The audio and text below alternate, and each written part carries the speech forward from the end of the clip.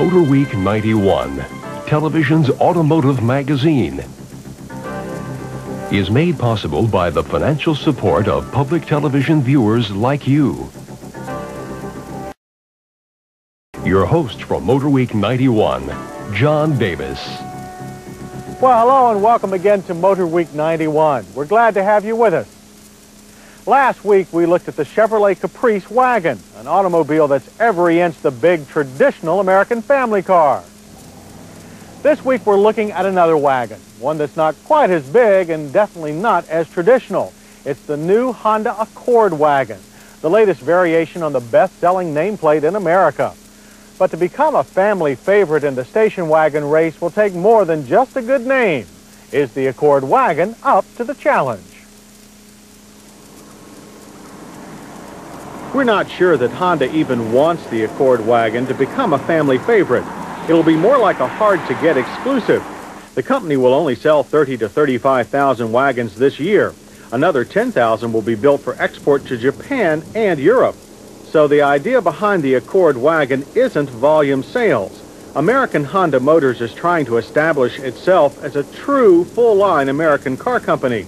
The wagon is the first Honda to be designed and developed as well as manufactured in America. From a styling point of view, the Accord wagon is trim. But to save money, Honda used the same back doors as on the sedan. As a result, the rather small rear windows look tacked on. From the driver's point of view, the wagon is as purposeful and correct as any other Accord. The major difference is the driver airbag. It replaces the motorized seat belts you'd find in other Accords.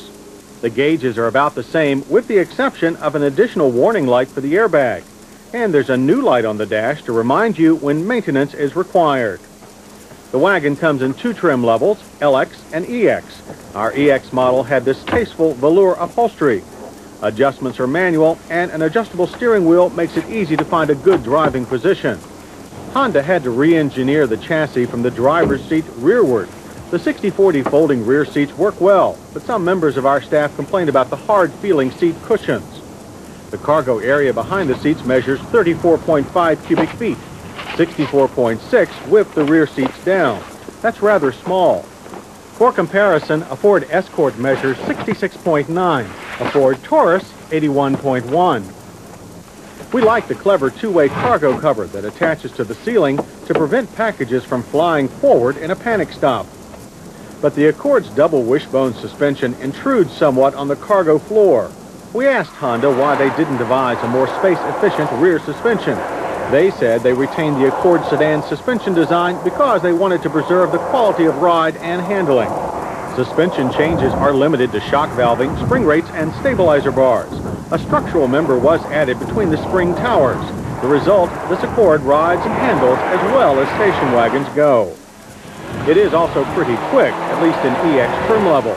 Our wagon went from 0 to 60 in 8.7 seconds. It covered the quarter mile in 16.7 seconds, ending at 83 miles per hour. The Accord EX wagon gets 15 more horsepower than the LX. Output is 140 horsepower from this 2.2-liter inline four-cylinder. Many of the Accord's competitors offer six-cylinder engines. Our car was equipped with a smooth shifting 5-speed manual transmission. A 4-speed automatic is optional. Unfortunately, anti-lock brakes are not available on the wagon.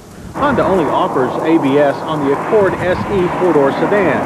Our car needed 140 feet on average to stop from 60 miles per hour, an acceptable but not stellar performance. The Honda Accord wagon with 5-speed is EPA rated at 22 city, 27 highway. We recorded 26 miles per gallon in typical driving. As for other numbers, Accord wagon prices start at $17,300 for the LX 5-speed.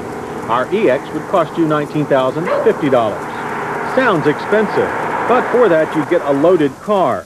The price includes air conditioning, stereo, and power door locks, cruise control and power sunroof, alloy wheels, and a keyless entry system. Even in LX trim, the wagon offers a lot of equipment. Clearly, Honda is not trying to sell a workhorse. The Accord wagon comes up a bit short on carrying abilities and power when compared to established wagons from Ford, Toyota, and others. Thus, we see the Accord wagon more of a statement of intent, a model that tells the rest of the U.S. auto industry that Honda is here to stay.